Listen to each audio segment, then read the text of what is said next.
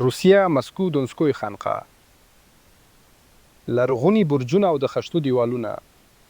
د برج ترمیم پیل شو. د سقوط څخه د برج د ساتنې لپاره تاسو اړتیا لرئ چې د هغې بنسټ پیاوړی کړئ. دیوالونه پخوا سور او سپین رنګ شوي وو.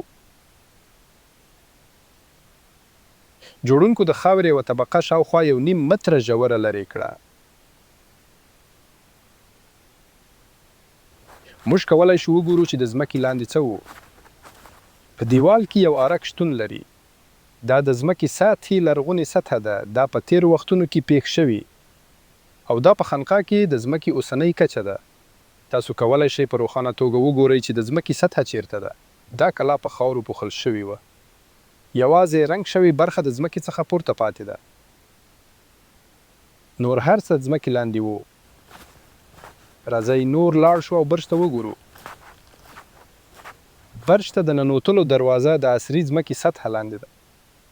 دا د بورډونو د تمایل له زاویې څخه لیدل کېدی شي. دروازه خپل نورماله لوړوالی ته نه و ایستل شوې.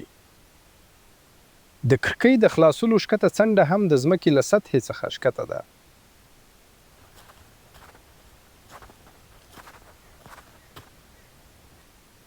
دا هغه کچه ده چې نن ورځ واښه وده کوي. دا برخه په خاورو پوښل شوې وه.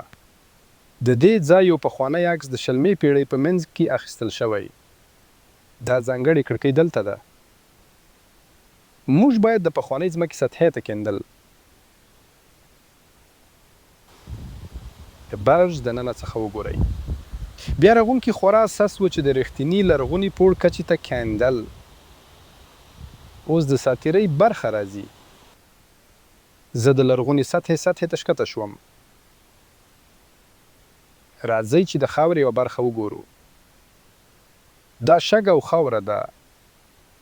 پرتونه په رنګ کې یو څه توپیر لري. مګر دا یقینا شګه ده.